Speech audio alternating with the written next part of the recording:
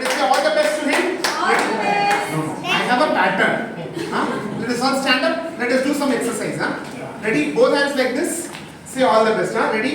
All the best. All the best. All the best. Once again. Ready? Start. 1, 2, 3. All the best. Cameraman sir, you should take all these things. These are important bites. The frame will go.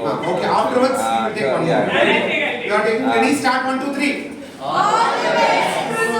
Okay. Let us giving a flying kiss 3 times. Ready? Start. 1, 2, 3. Catch it. Once again. Ready? Start. 1, 2, 3. One more. Ready? Start. 1, 2, 3. Super. Super. Champion, are you ready? Yes. Yes. Yes. Let us observe 30-second silent prayer for the boy for his successful accomplishment. He has targeted more than 150 shlokas in 30 minutes. At this young age, getting the divine spirit and energy and taking it to his heart and bringing it out from his heart is not that easy. And he should have Almighty's blessings to attempt this record as an individual. So let us observe 30 minutes silent prayer and let us pray to God that he should be successful. Let his divine spirit and energy pass positive vibration to all of us in this campus, and let us seek the blessings of Almighty today.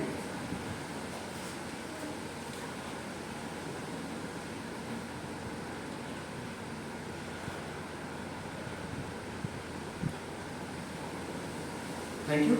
Timekeeper sir, you keep your mobile in aircraft mode. Me mobile మీరు ఎత్తండి, keep it in aircraft mode. Aeroplane mode or aircraft mode? In iPhone it is aircraft mode. Aeroplane mode, yeah? And then set your timing to 30 minutes in a countdown format. Respected witness also can do that. Set to 30 minutes and then it should come down. It should be on a depreciating rate, countdown. Not this. Take your mobile, sir. 30 minutes allowed.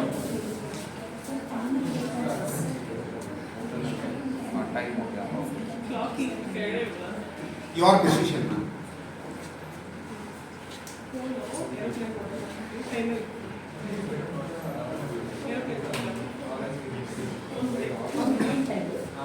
Okay, I have said exactly 30 minutes. Give a whistle, start. If this falls down, he will become panic. Or you do one thing, put an airplane mode and leave it to him.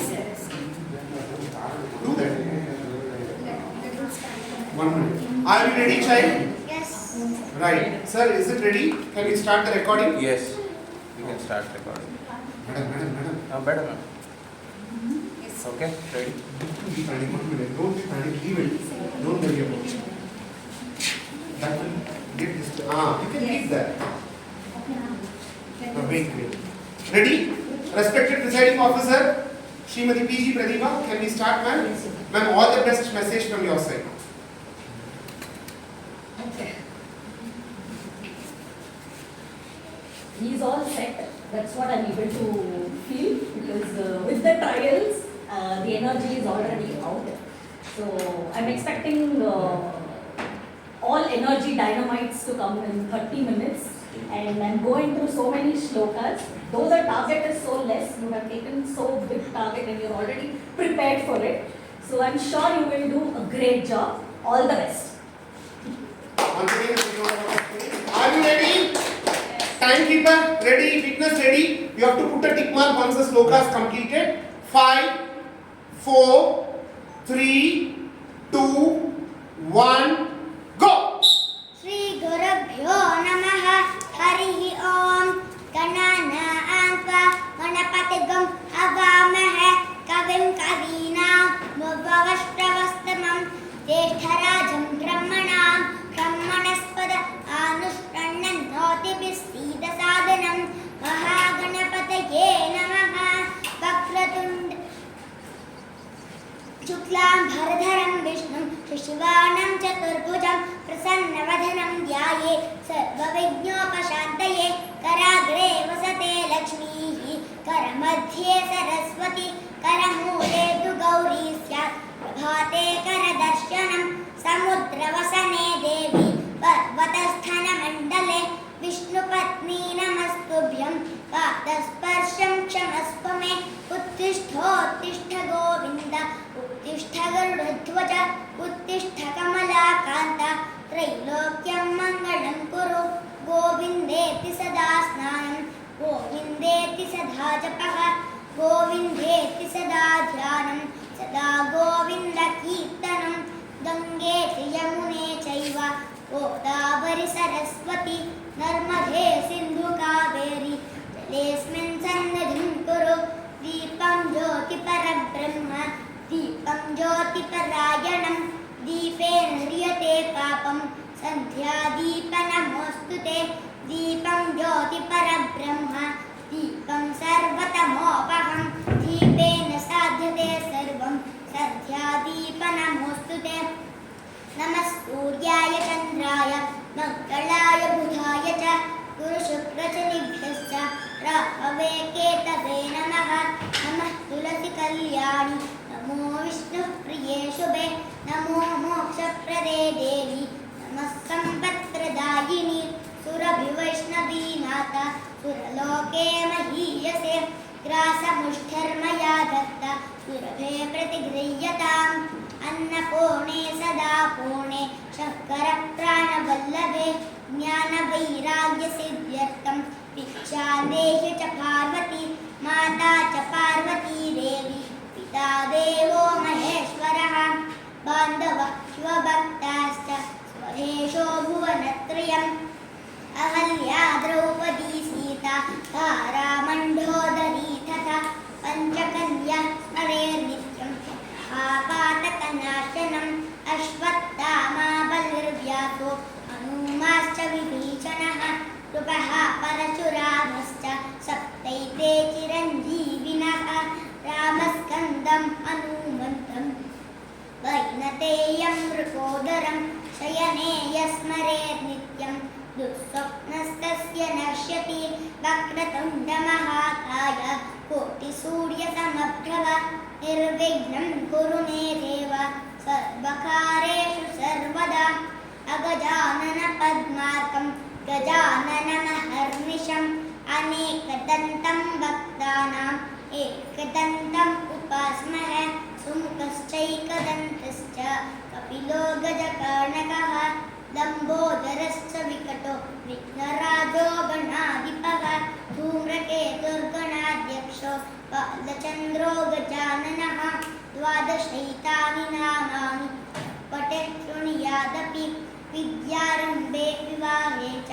वेचे निर्गमे तथा सङ्ग्रामे सर्वकारेषु विघ्नस्तस्य न जायते नमस्ते शारदा देवी काश्मीरपुरवासिनी त्वामहं प्रार्थये नित्यं विद्याबुद्धिं च देहि मे सरस्वती नमस्तुभ्यं वरदे कामरूपिणि विद्यारम्भं करिष्यामि सिद्धिर्भवतु मे सदा या कुन्देन्दुतुषारहारधवला या शुभ्रवस्त्रान्विता या वीणावरदण्डमण्डितकरा या श्वेतपद्मासना या ब्रह्माच्युतशङ्करप्रभृतिभिः देवैः सदा पूजिता सा मां पातु सरस्वती भगवती निःशेषजाड्यापः नमस्ते अस्तु भगवन् विश्वेश्वराय महादेवाय त्र्यम्बकाय त्रिपुरान्तकाय त्रिकाग्निकालाय कालाग्निरुद्राय नीलकण्ठाय मृत्युञ्जयाय सर्वेश्वराय सदाशिवाय श्रीमन्महादेवाय नमः मृत्युञ्जयाय रुद्राय नीलकण्ठाय शम्भवे अमृतेशाय शर्वाय महादेवाय ते नमः त्र्यम्बकं यजामहे सुगन्धं पुष्टिवर्धनम् ऊर्ध्वारिकमिव बन्धनात् मृत्योर्मोक्षीयमामृतात् नमस्ते जगदाधार नमस्ते करुणाकर नमस्ते पार्वतीनाथ विश्वेश्वर नमोऽस्तु ते सर्वब्रह्माण्डनाथस्त्वं ततस्थे शरणं गतः शृणुस्वामिन्वचो मेद्य कष्टं मे विनिवारयः बुद्ध बुद्धिर्बलं यशोधैर्यं निर्भयत्वमरोगता अजाड्यं वाक्पटुत्वं च मत्स्मरणात् भवेत् सर्वमङ्गलमाङ्गल्ये शिवे सर्वार्थसाधिके शरण्ये त्र्यम्बके गौरी नारायणी नमोऽस्तुते या देवी सर्वभूतेषु मातृरूपेण संस्थिता नमस्तस्यै नमस्तस्यै नमस्तस्यै नमो नमः मनोजवं वाततुल्यवेगं जितेन्द्रियं बुद्धिमतां वरिष्ठं वातात्मजं वानरयूथमुख्यं श्रीरामदूतं शिरसा नमामि नमामि धन्वन्तरिमादिदेवं सुरासुरैवन्दितपादपद्मं लोके चराय भयमृत्युनाशं धातारमीशं विविधौषधीनां शान्ताकारं भुजगशयनं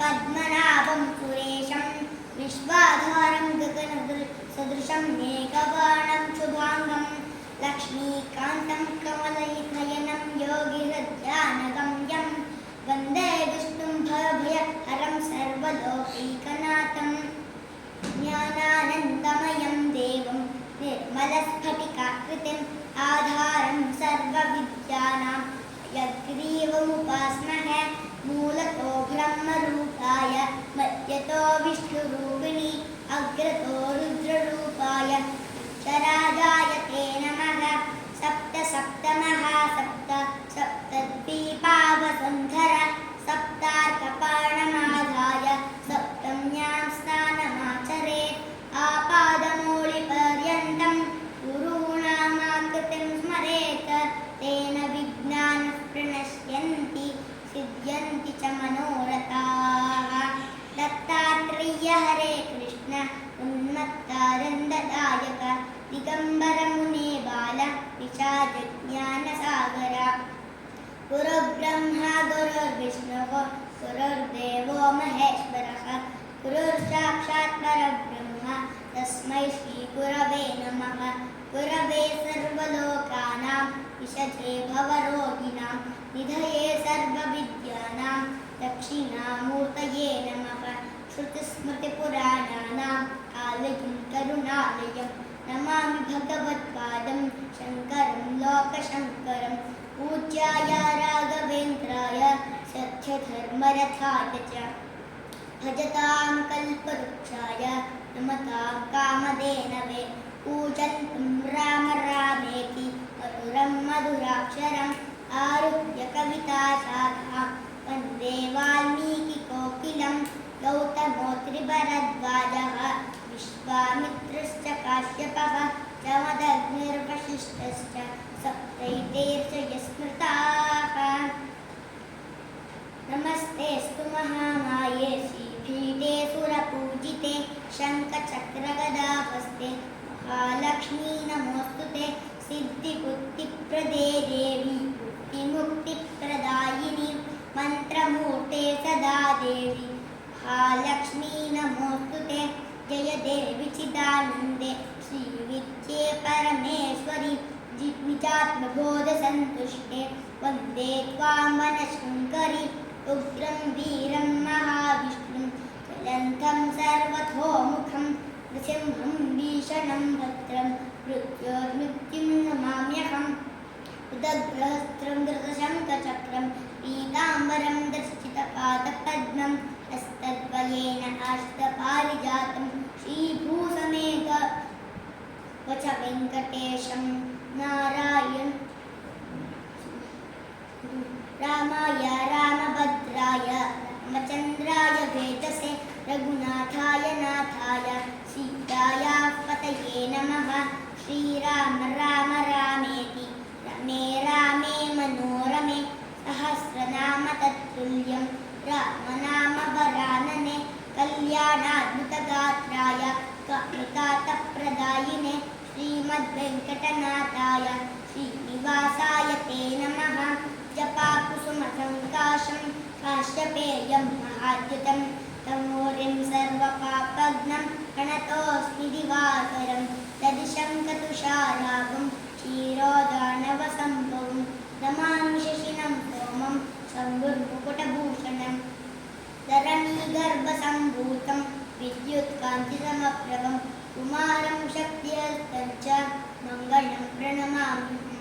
श्रियमुपलिकाश्यामं रूपेण प्रतिमं बुधं सौम्यं सौम्यगुणोपेतं तं बुधं प्रणमाम्यहम् देवानां च ऋषीणां च गुरुं काञ्चनसन्निभं बुद्धिभूतं त्रिलोकेशं तं नमामि बृहस्पतिं इनकुन्दमनालाभं दैत्यानां परमं गुरं सर्वशस्त्रप्रवक्तारं वाक्यमुं प्रणमाम्यहं नीलाञ्जनसमाभासं रविपुत्रं यमाकृतं छायामार्ताण्डसम्भूतं तं नमामि शनीश्वरम् अर्धकायं महावीरं चन्द्रादित्यविमर्दनं सिंहिकागर्भसम्भूतं तं राहुं प्रणमाम्यहं पलाशपुष्पशङ्काशं तारकाग्रहमस्तकं रौद्रं रौद्रात्मकं घोरं तं केतुं प्रणमाम्यहं कानि च पापानि जन्मान्तरकृतानि च तानि विनक्ष्यन्ति प्रदक्षिणपदे पदे पापोऽहं पापकर्माहं पापात्मा पापसम्भवा त्राहि मां कृपया देव शरणागतवत्सला अन्यथा शरणं नास्ति त्वमेव शरणं मम तस्मात् कारुण्यभावेन रक्ष रक्षो जनार्दन एकदन्ताय विद्महे वक्रतुण्डाय धीमहि तन्नो दन्तुः प्रचोदयात् तत्पुरुषाय विद्महे महादेवाय धीमहि तन्नो रुद्रः प्रचोदयात् कात्यायनाय विद्महे तन्विकुमारी धीमहि तन्नो दुर्गः प्रचोदयात् नारायणाय विद्महे वासुदेवाय धीमहि तन्नो विष्णुः प्रचोदयात् महादेव्यै च विद्महे विष्णुपत्नी च धीमहि तन्नो लक्ष्मीः प्रचोदयात् महादेव्यै च विद्महे विष्णुपत्नी च धीमहि तन्नो नारसिंहः प्रचोदयात् श्रद्धां मेधां यशः प्रज्ञां विद्यां बुद्धिं श्रियं फलम् आरुष्यं तेज आरोग्यं देहि मे अव्यवाहन कुङ्कुमाङ्कितवर्णाय कुन्देन्दुधवलायत विष्णुवाहन नमस्तुभ्यं पक्षिराजाय ते नमः मत्स्यकूर्मो वराहश्च नरसिंहश्च वामनः रामो रामश्च कृष्णश्च बुद्धः कल्किश्च वै नमः नमस्ते गार्हपत्याय नमस्ते दक्षिणाग्नये नमस्ते आगवनीय विघ्नेशाय नमो नमः शतायुर्वज्रदेहाय सर्वसम्पत्कराय च सर्वारिष्टविनाशाय दिव्यकलभक्षणं शमीशमयते पापं शमीशत्रुविनाशिनी अर्जुनस्य धनुर्धारी रामस्य प्रियदर्शिनी क्षीरसागरसम्भूत लक्ष्मीदेवी सहोदर नीलकण्ठजटाजूत बालचन्द्र नमोऽस्तु ते प्रपन्नपारिजाताय पुत्रवेत्रैकपाणये ज्ञानमुद्राय कृष्णाय गीतामृतदुहे नमः वसुदेवसुतं देवं वज्रचाणूरमर्दनं देवकी परमानन्दं कृष्णं वन्दे जगद्गुरुं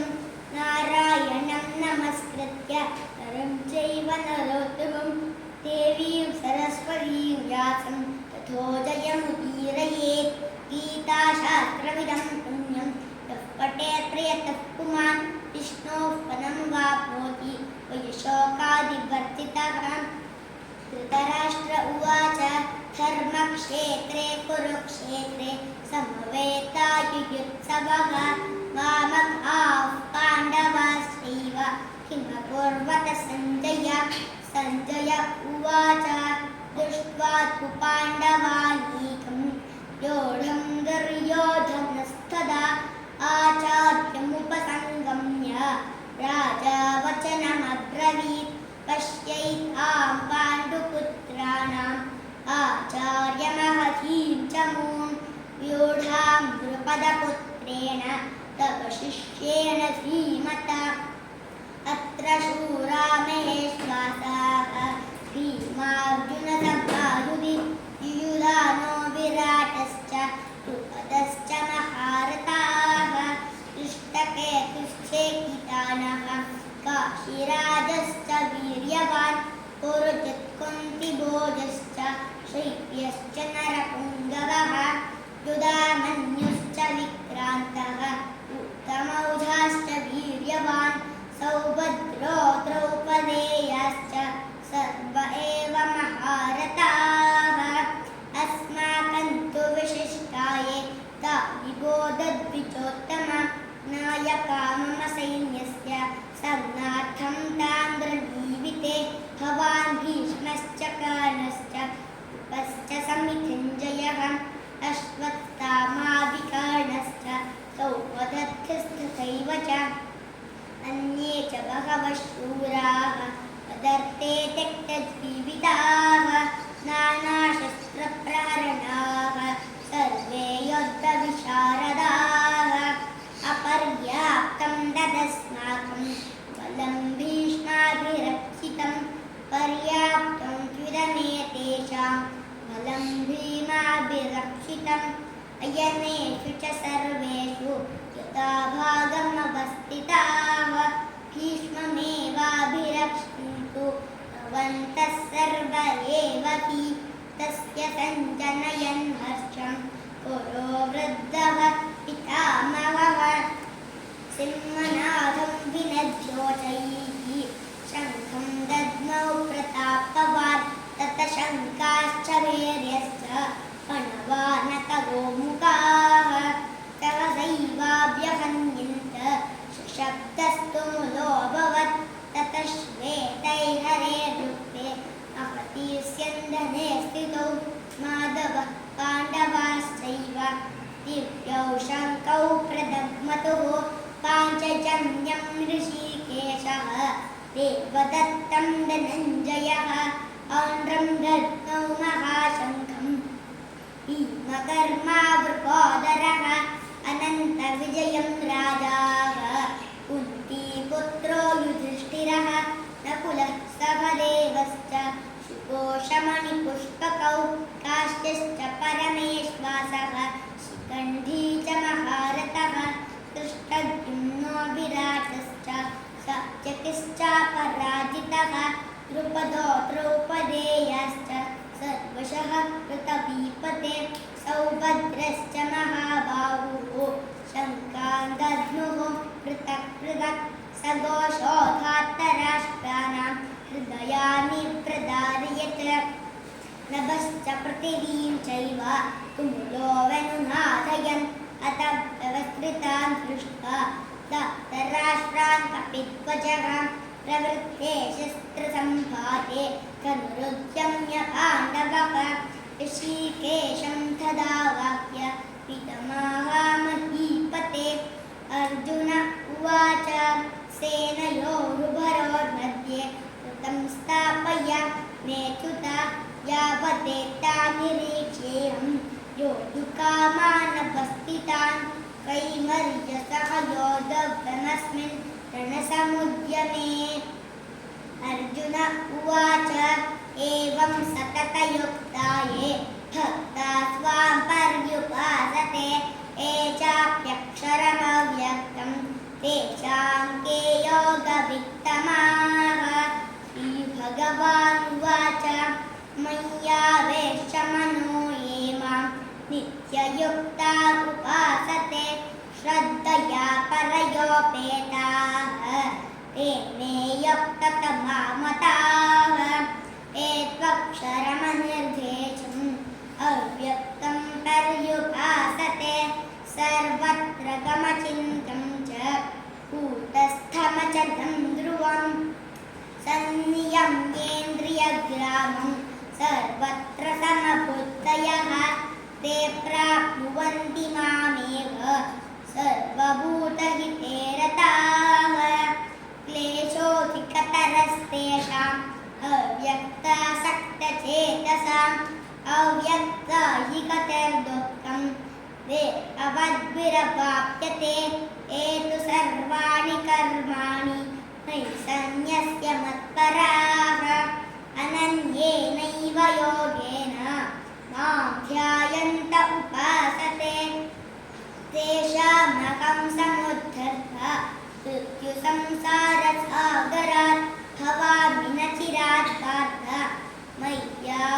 मय्यावेशितचेतसां मय्येव मनाधत्स्व मयि बुद्धिं निवेशय निवशिष्यसि मय्येव अत ऊर्ध्वं न संशयः अत चित्तं समाधातुं शक्नोषि महि स्थिरम् अभ्यासयोगेन ततः मामिच्छाप्तुं धनञ्जय अभ्यासेऽप्यसमर्थोऽसि मत्कर्म परमो भव मदर्थमपि कर्माणि कुर्वन् सिद्धिमवाप्स्यसि अथैतदप्यशक्नोषि कर्तुं मद्योगमाश्रितः सर्वकर्मफलत्यागं ततः कुरु यतात्मवान् श्रेयो हि ज्ञानमभ्यासात् ज्ञानाध्यानं विशिष्यते ध्यानात् कर्मफलत्यागः त्यागाच्चान्तिरनन्तरम् अद्वेष्टा सर्वभूतानां मैत्रः करुण एव च निर्ममो निरहङ्कारः समदुःखसुख अक्षमी सन्तुष्टः सततं योगी यतात्मा दृढनिश्चयः मय्यर्पितमनो बुद्धिः यो मद्भक्तः स मे प्रियः यस्मान्नोद्वियते लोकः लोकान्नोद्विजते च यः हर्षामर्षभयोद्वेगैः मुक्तो यः स च मे प्रियः अनपेक्षश्च च दक्षः उदासीनो गतव्यतः सर्वारम्भपरित्यागी मद्भक्तः स मे प्रियः यो न हृष्यति न द्वेष्टि न शोचति न काङ्क्षति शुभाशुभपरित्यागी भक्तिमान्यः स मे प्रियः शमश्चत्रौ च मित्रे च यथा मानापमानयोः शीतोष्णसुखदुःखेषु समस्सङ्गविवर्जितः तुल्यनिन्दास्थितिर्मौनी सन्तुष्टो येन केनचित् अनिकेतस्थिरमतिः भक्तिमान् मे प्रियो नरः एतु धर्म्यामृतमिदं यतोक्तं पर्युपासते श्रद्धाना मत्परमाः तत्तास्तेतीव मे प्रियाः श्रीभगवानुवाच ऊर्ध्वमूलमधः शाखम् अश्वत्थं प्राहुरव्ययं छन्दांसि यस्य पाणानि यस्तं वेद स वेदवित् अधश्चोदं प्रसृतास्तस्य शाखाः पुनः प्रवृद्धा विषयप्रबालः अधश्च मूलान्यनुसन्ततानि कर्मानुबन्धीनि मनुष्यलोके न रूपमस्येह तथोपलभ्यते दान्तो न चादिर्न च सम्प्रतिष्ठा अश्वत्थमेनं सुविरूढमूलम् असङ्गशस्त्रेन्द्रेण चित्वा यतः पदं तत्परिमार्गितव्यं यस्मिन् गता न निर्वन्ति भूयः तमेव चाद्यं पुरुषः प्रपद्ये यतः प्रवृत्तिः कृता पुराणी निर्माणमोहाजितसङ्गदोषाः आध्यात्मनित्या विनिवृत्तकामाः द्वन्द्वैर्विमुक्ता सुखदुःखसंज्ञैः गच्छन्त्यमूढाः तदमव्ययं तद्भासयते सूर्यः शशाङ्को न पावकः तद्गत्वा न निवर्तन्ते तद्धामपरमं मम ममैवांशो जीवलोके जीवभूतसनातनः मनश्चेष्टानीन्द्रियाणि प्रकृतिस्थानि कर्षति शरीरं यदवाप्नोति यच्चाप्युत्क्रामतीश्वरः बृहद्वैतानि संयाति वायुर्गन्धानभाषयात् श्रोत्रं चक्षुस्पर्शनं च रसनं घ्राणमेव च अधिष्ठाय मनश्चायं विषयानुपसेवते उत्क्रामन्तं स्थितं वापि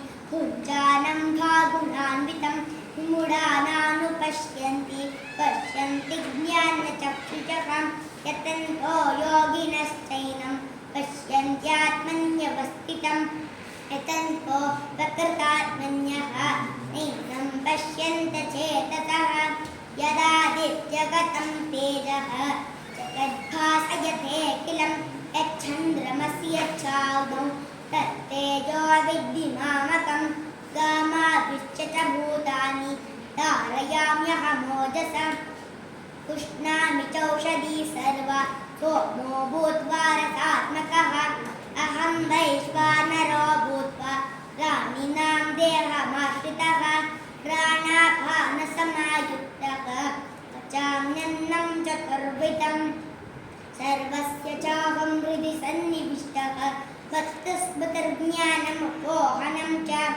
वेद्यैश्च सर्वैरामेव वेद्यः वेदान्तकृद्वेदविदेव चाहं द्वामिमौ पुरुषौ लोके क्षरक्षाक्षर एव च क्षरः सर्वाणि भूतानि कूटस्थोऽक्षर उच्यते उत्तमः पुरुषस्त्वन्यः परमात्मेतुदाहृतः यो लोकत्रयमाविश्य विभत्स्यव्यय ईश्वरः यस्माक्षरमतीतोऽहम् अक्षरादपि चोत्तमः यतोऽस्मि लोके वेदे च परितः पुरुषोत्तमः यो मामेवं सम्मूढः जानाति पुरुषोत्तमं स सर्वविद् भजति मां सर्वभावेन भारत इति गुह्यतमं शास्त्रम् इदमुक्तं मया नघ एतद्बुद्ध्या बुद्धिमां च कृतकृत्यश्च भारत श्रीभगवानुवाच परं भूयः प्रवक्ष्यामि ज्ञानानां ज्ञानमुत्तमं यज्ञात्वा मयः सर्वे परां सिद्धिमितो गताः इदं ज्ञानमुपाश्रित्य मम साधर्म्यमागताः सर्गेऽपि नोपजायन्ते प्रलयेन वधन्ति च मम यो निर्महद्ब्रह्म तस्मिन् गर्भं ददाम्यहम् सम्भवः सर्वभूतानां ततो भवति भारत सर्वयोनिषु कौन्तेय मूर्तयः सम्भवन्ति याः तासां ब्रह्ममहद्योनिः अहं बीजप्रदः पिता सत्त्वं रजस्तम इति गुणाः प्रकृतिसम्भवाः निबध्नन्ति महाबाहो देहे देहिनमव्ययं तत्र सत्त्वं निर्मलत्वं प्रकाशकमनामयं सुखसङ्गेन बध्नाति ज्ञानसङ्गेन चानघ रजो रागात्मकं विद्धि तृष्णासङ्गसमुद्भवं तन्निबध्नाति कौन्तेय कर्मसङ्गेन देहिनं तमस्त्वज्ञानजं विद्धि मोहनं सर्वदेहिनां प्रमादालस्य निद्राभिः तन्निबध्नाति भारत सत्त्वं सुखे सञ्जयति यतः कर्मणि भारत ज्ञानमावृत्य तु तमः प्रमादे संयुज्यति च रजस्तमश्चाभिभूय सत्त्वं भवति भारत रजसत्त्वं तमश्चैव तमसत्त्वं रजस्तथा Put your hands together, ladies and gentlemen. Swami Vivekananda of Purna Chetna Public School is here. The Buddha of Karnataka is here. Let us put our hands together, ladies and gentlemen. A boy blessed with spiritual energy. A boy blessed with divine power.